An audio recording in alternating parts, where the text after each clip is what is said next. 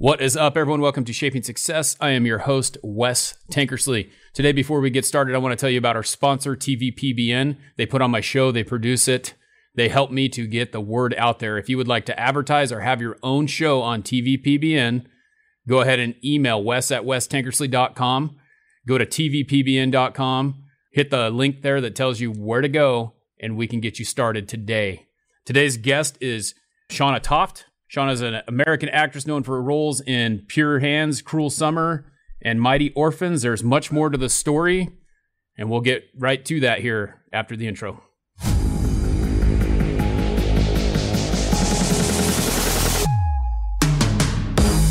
And now, here's your host of Shaping Success, Wes Tankersley. Hey, Shanna, welcome to the show. Thanks for being here.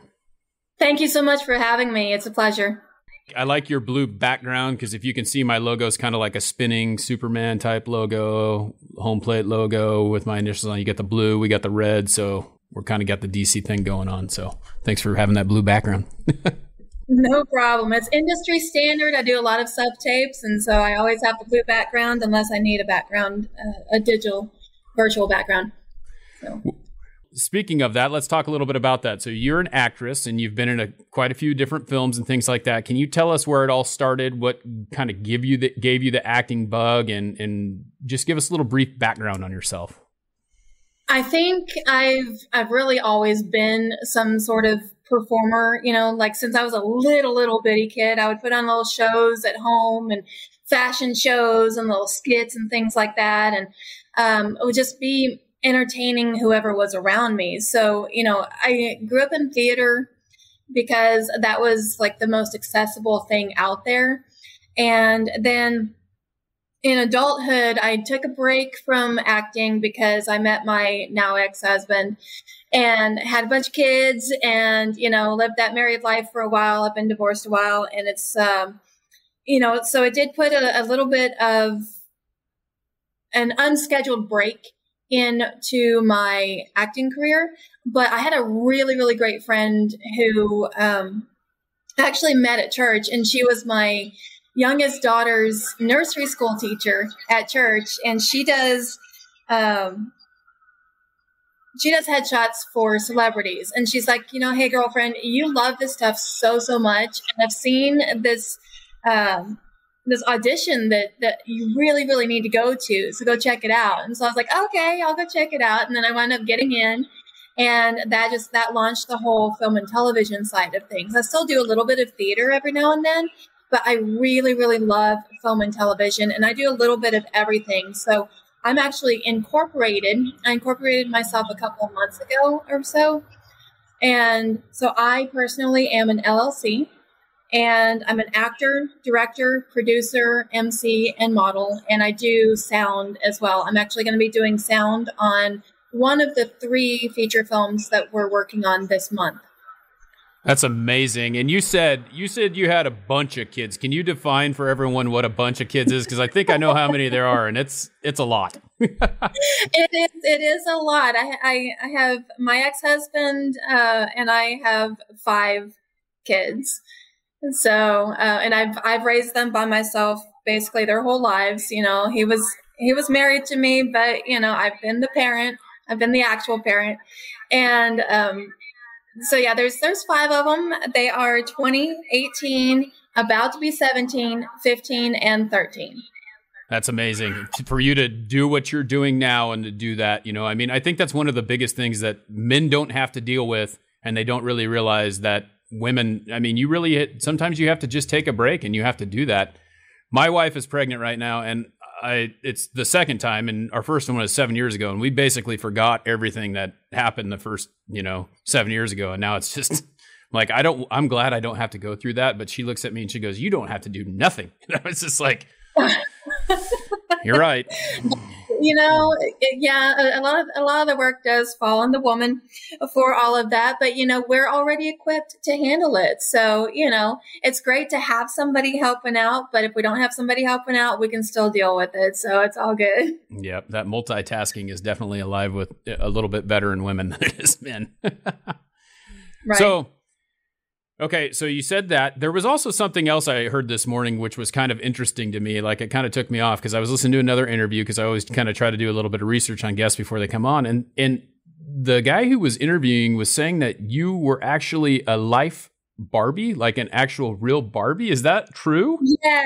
Yes, that is true. That is true. And it's funny because growing up, I was always told, "Oh my gosh, you look like a little doll," and then my mom suggested when I was a teenager that I actually reach out to Mattel. And so I did. I wrote them a letter and sent them a picture. And I was like, hey, my mom says I look like Barbie and I should be a Barbie. So here I am just reaching out to you guys. And if something comes of it, great. And if it doesn't, that's fine too. But I just had to put it out there because she put that bug in my ear to do it. And so they reached out. The district manager for Mattel in the Dallas area reached out to me. His name's Jack Dial. And he's like, we would love to have you. We would absolutely love to have you. We have this live event coming up. If you're available, we'd love for you to come in for a fitting. We want to see you. And so I got to meet with the district manager, and I got to meet with the regional manager, and I got to be fitted for the dress, and I got to be all hooked up for this big event. And I took pictures with people. I signed autographs, and it was really, really cool. And I was 19 years old at the time.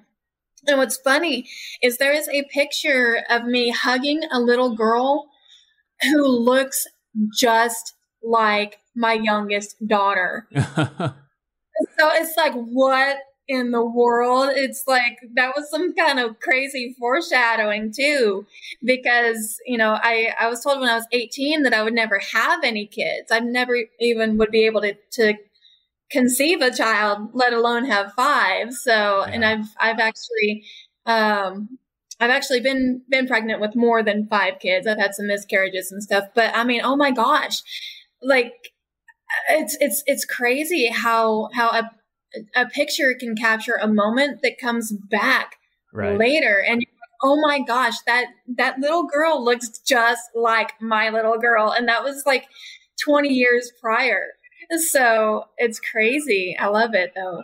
And that's an awesome story that you could tell your daughter probably too. Hey, I was Barbie. I mean, my daughter, if my wife said that to my daughter, she would go crazy because she plays with them all the time and it's fun. And it just would be a really cool story to tell your own children, I'm sure. Oh, absolutely. And they're actually, I saw something about a live action Barbie movie that they're coming out with. And I'm like, oh, I need to go for that one.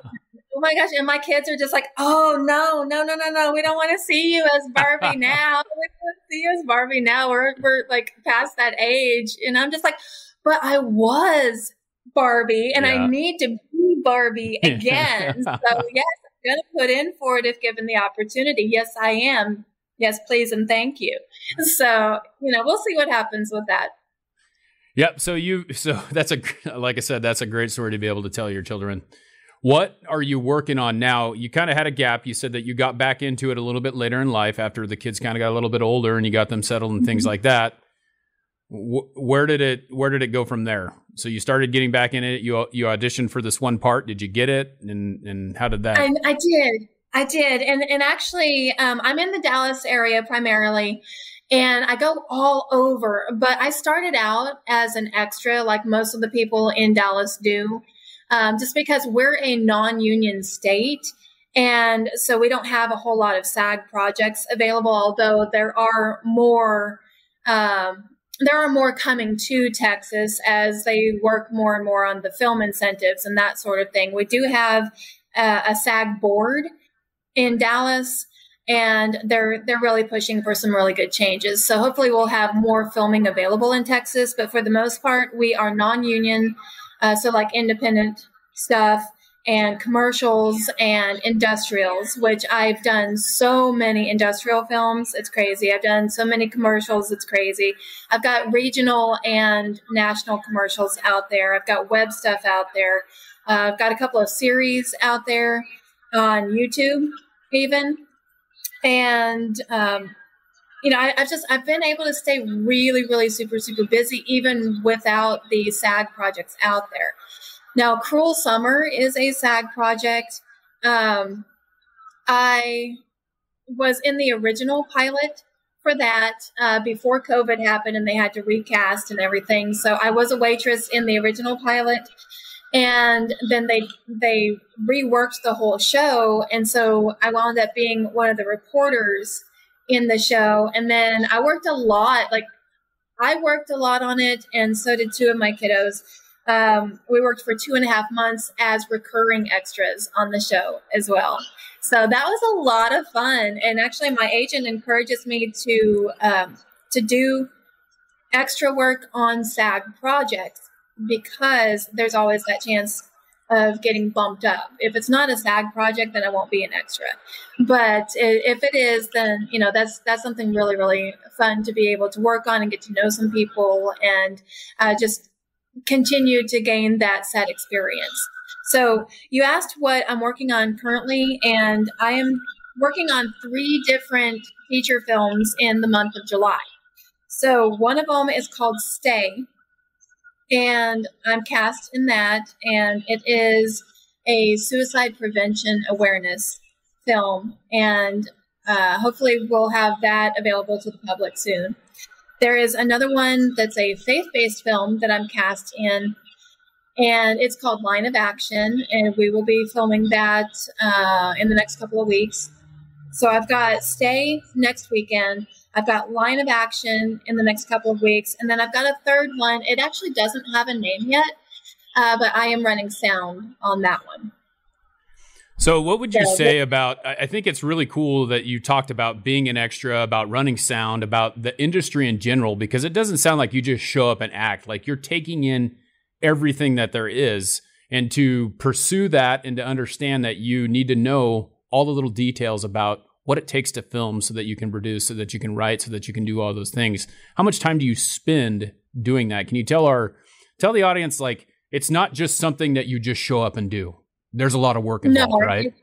It absolutely is not something you just show up and do, unless maybe you're a first-time extra or something like that. But, you know, if you have lines, if you have blocking, if you have, you know, any kind of significant role in the production, you've got to spend time really delving into the script. You've got to learn the blocking. You've got to learn what the producer's vision is. You've got to learn what the director's vision is. You've got to learn what the writer's vision is. You know, my acting coach is local to Dallas. He's Glenn Morshower, Extra Mile Actors Workshop. And I've been with him for 2 years. And he has taught me so very much, especially in the area of not just acting, but in the area of directing as well. So like I'm getting asked more and more often to direct. And there is so much involved in directing. Like I have cast and directed, and I have so much more respect for casting directors, especially just after this one casting call that I did. Holy smokes. I was bombarded with people asking me all kinds of questions. I'm like, did you even read the casting notice? And do not ever, ever, ever, ever bug the casting director. It's going to get you to just shut down immediately. Just don't do it, you know? And then when you're directing, it's like, holy smokes, because usually you'll have a director of photography setting up all the lighting and everything like that. And that's what I prefer to have, is a director of photography. And then I can just focus on the acting side of it and what I want that to look like. Because if I have to be the director of photography as well, I'm just like, holy cow, this is going to take a whole lot more time. And then going into the editing room, holy cow, I self-taught with the editing. And I kid you not, the first time I edited one of the scenes for my class, even, it's a 3-minute scene. It took me an hour and a half to do the editing. And that wasn't even adding in special effects or different sounds or anything like that. I was like, holy smokes, this just gave me so much more appreciation for the behind the scenes stuff. And I think every actor really, really needs to learn all of that too, because I mean, we take it for granted unless you actually are the one doing that work. So it brings that appreciation, it brings that knowledge, it brings that skill set. And so like if you're down a crew member or whatever, you can step in and you can take care of it, but you can also understand why things are the way that they need to be when you're on a set. Well, and that'll make you, in the end, in my mind, like thinking about this as in any general area of business, that would make you more hireable because you are able to see the vision and you're able to understand and know what's going on. Do you think that that's got you some jobs that other people wouldn't have got because you knew what you were doing and they didn't? I think absolutely. It's like with this sound thing, I got that job because of a recommendation. Just people, relationship equity is really super important. And then once people start finding out more and more things that you can do, when somebody's looking for somebody, they'll recommend you for that. It's like I MC a lot also, and I love MCing concerts. I love MCing concerts, and it's like the bigger the crowd, the better. I've never had a fear of public speaking whatsoever, but it's like, once people started finding out that I MC, they're like, oh, we need to hire you for this. We need to hire you for that. Let's do this. I had this crazy bridal shower even one time, just off of an MC recommendation. You wouldn't think of putting those two things together, but holy cow, I was actually the lady of the lake, the ghost bride, coming up out of the water and scaring the people who were at the bridal shower. It was amazing. And so, that I've gotten crazy recommendations off of stuff. Like I do living statue work off of recommendations. I do the emceeing off of recommendations. I do directing and editing and sound and everything off of recommendations. And it's like, yeah, we need to be well-rounded in our craft. We've got to learn how to do all these different things. And we've got to continue to build relationship equity with all kinds of different people, not to necessarily be self-serving in that. But, it's like, if I see something that somebody else can do, I'll be like, hey, reach out to this person, and they'll do the same thing for me. It's not a competition with each other. It's really, really not. I mean, there are millions of actors out there. There's millions of entertainers in general out there. And it's like the more you can help somebody else out, the better things are in your own life too. If you're if you're self-serving, then those opportunities are going to keep closing. And the more generous you are, the more doors open for you, and they open for your social circle too. They open for the people who are closest to you. And it's just, I don't know, it's a karma thing. It's a law of attraction thing. And, I can speak more on that, but that may be something for later in the show.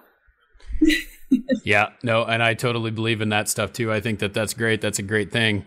What would you say, how do you think that law of attraction, I think that's a great thing. And I'm just kind of stumbling because I'm thinking about it in my mind as well, trying to process it, because I think that you get what you put into it. Just like you said, I think if you put out that bad vibe, you're going to get bad vibes back. If you put in good vibes, you're going to get good vibes back.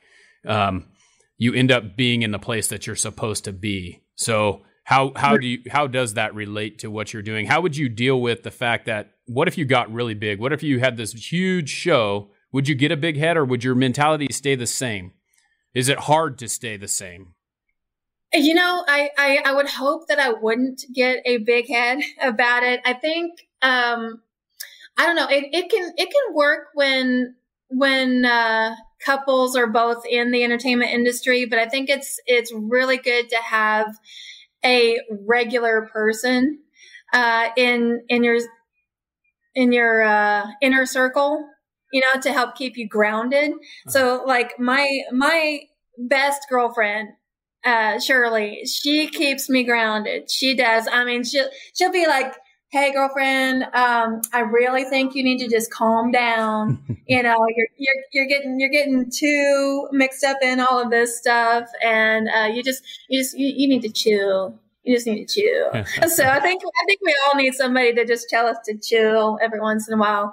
And I'm seeing a really, really, really super great guy who keeps me grounded too, and actually I have to correct him on his way of thinking sometimes, because it's a reframing of the mind with the whole law of attraction thing. And he's starting to see, like, he believes in it too, but he's starting to see the benefits of rewording what you say out loud, because the universe doesn't have any indicator on whether it is something you want or something you don't want. So you have to be really careful what actually comes out of your mouth. You want to speak the things that you want to happen, not the things you don't want to happen. Yeah. So, and that's something that I learned in my acting class too. It's like, I used to have this issue, and now it's in my nature to be this way, so it's a reframing, and it's drawing that positivity to you. I think it does help if you do vision boards. I know some people do vision boards, and I used to do vision boards, and I always talk about my manifestation walls these days, because I graduated from vision boards, and I was like, I have so much in my vision that I'm just going to start putting it directly on my bedroom walls, and so it's like wrapping around my room now. And on one side of my room, I've got my John Wick posters, because I always put it out there. I'm going to be in John Wick 4 and or 5. It's going to happen. Action movie with Keanu Reeves, it's going to happen.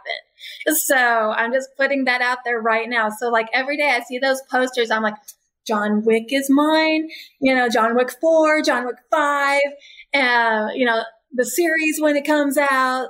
That's awesome. Something to do with John Wick is going to be in my very, very, very foreseeable future. But it's like I have all of these words and pictures cut out too from Hollywood Reporter magazine, and there are so many of those things on my wall that have come to fruition already. And it's like I just keep adding more and more stuff. It's like, one of the things on there is Freeform. Another thing is Disney. Another thing is Hulu. Another thing's Netflix. Well, guess what? I'm on all of those, and YouTube and all, so it's like, yes. And so like, I've got pictures of Keanu up there. I've got pictures of Meryl Streep up there. I've got Matthew McConaughey up there. It's just like all these different actors that I want to work with. And then, the vibe that I want to bring to each project. And it's just like, I look at that stuff every single day, and I'm like, I done did that, that already happened in my life, and that's going to continue to happen in my life. So, it's just the power of positive thinking is very, very real. Power of the law of attraction is very, very real. And it may sound like some frou-frou, woo-hoo stuff to some people, but I mean, if you think about it, there are religious books, for example, that talk about the power of the tongue too. Yeah. So, I mean, it really is a total mindset. And I'm not trying to get all philosophical or, whatever. But that's what people need to hear sometimes. Yeah, Most definitely. Yep. So what would you tell people who, you kind of had you were working, and then you had children, and you stopped, and then you had a choice, right? You could have continued to just kind of do the mom thing, or you could go and try and chase your dream again. What talked you into, or what made you think to, just keep pursuing acting? I mean, was it, because it could be really easy to just go, I'm done. I've had kids. I can't do this anymore. And just kind of go down that path. What made you want to just keep working? Did you ever feel like that acting was something that you couldn't do anymore and you had to work through that? Or how did you get through that and back into it? Well, like, I don't know, growing up, I was never encouraged to be an actor. But I did it anyway in school and everything, just because I always loved it. I loved it. And, I was allowed to do stuff for school. But then to keep the parents happy, I went to college and I got the regular job, and, I'm just like, I am not fulfilled. I have 2 bachelor's degrees and 2 master's degrees. And it's just like, this is not what I want to do. My bachelor's degrees are in management and marketing. My master's degrees are in marketing and accounting. And I'm just like, okay, I can make decent money with this, but it's so boring, and like, I'm really, really good at those things. I'm really super, super good at those things, but it's not fulfilling to me. And so I even with my recent jobs, like, I don't have a job anymore. Like, I am completely 100% invested in the entertainment industry. I do some contract work on the side. Like, I remodel stores and stuff because I don't like a lot of downtime. I'm kind of crazy like that, but I feel really lazy if I'm not doing something nearly 24/7. Like, if I'm going to go have some time to myself, I've got to leave my house. I've got to go somewhere that is going to force me to just downtime. But I don't know. It's something that never really, really went away. And so, like, when my friend Julia suggested that I go to this audition, I was like, you know what? That never died. Right. It never died. And so now I get to do what I want to do. And when I told my dad that I quit my job, he was like so freaked out. He's like, how are you? Because he was thinking, okay, I'm a single mom. And he's thinking, like, he's going to have to pay my bills and stuff. And I'm like, hey, Dad, I make X amount of money for doing this. I made X amount of money for doing that. For 5 minutes on camera, I made X amount of money. He's like, oh, you need to keep doing that. I was like, oh, yeah, I sure do. Because, and there's nothing wrong with people having jobs. We want people working, of course. Right. But when you can get paid to do what you absolutely love to do, and other people pay to watch you do that, it's like, yes, thank you. I absolutely, I don't know. There are times where I've been on set for free, and that was in the beginning. I don't work for free anymore, but just the very idea of even being on set brings me joy. When you've got something that you would do for free that brings you joy, that's when you know you're in the right place. Now, when you can get paid for it, that's when you really know you're in the right place. Yeah. Well, that is, I love listening to that, because it kind of leads into the last question. We'll talk about where we can find you in a second here, but to me, you kind of just defined it, but can you define it again for me? Can you tell me, because success is different for everyone, and you're talking about what it is for success for you, what would you define as success? I mean, you could talk about going to college and doing those things. I have 2 degrees and I'm not even doing what I did, just like you. What does success mean to you then? To me, I mean, gosh, I know millionaires, I know billionaires. I don't care about all of that. Those people in general are not so happy.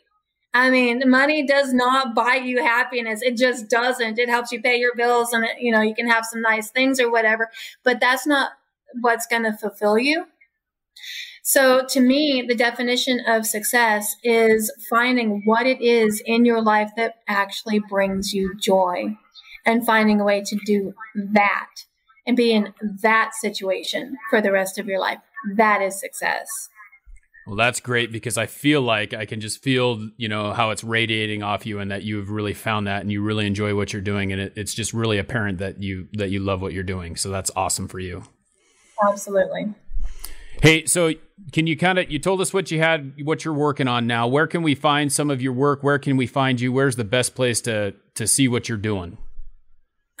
Well, my IMDb page is the best way to see what I have worked on and what I'm currently working on. I've got a lot of stuff in post-production, a lot of stuff in pre-production, a lot of stuff currently filming. So my IMDb page, if you type in Shanna Toft, and I will spell my name phonetically, it is Sierra Hotel Alpha November Alpha, and then Tango Oscar Foxtrot Tango, Shanna Toft. It's spelled kind of funky, but that is my name. And you can find me at www.imdb.me/Shanna Toft. Again, that is SHANNATOFT, Sierra Hotel Alpha, November Alpha, Tango Oscar Foxtrot Tango. I am also on Instagram and on Facebook. On Facebook, my public page is IMDb Shanna Toft. And on Instagram, it is Shanna Toft. I also have Twitter, but I really don't like that one, so I don't go on there much. But I am constantly on Facebook and Instagram. Yep, and we were running your Instagram on the bottom the whole time, so hopefully people will get to see that. If you're seeing this right now, check it out. It's right down there if you need some help with the spelling. But hey, I want to say thank you for taking the time to being on the show. It was really awesome to get to know you, get to kind of know what you're doing, and I wish you nothing but the best of luck in what's going on next, and hopefully we'll see you in John Wick. Absolutely. Thank you so much for having me. All right. Okay, everyone, that is the end of the show. I want to remind you that the show is sponsored by TVPBN. If you would like to have a show like this, or if you would like to run some ads or sponsor the show, please DM me, wes@westankersley.com, or email me, wes@westankersley.com. You can DM me anywhere that I have social media at wes.tankersley. On Instagram is the best place to find me. Until next time, I challenge you to find the shape of your success.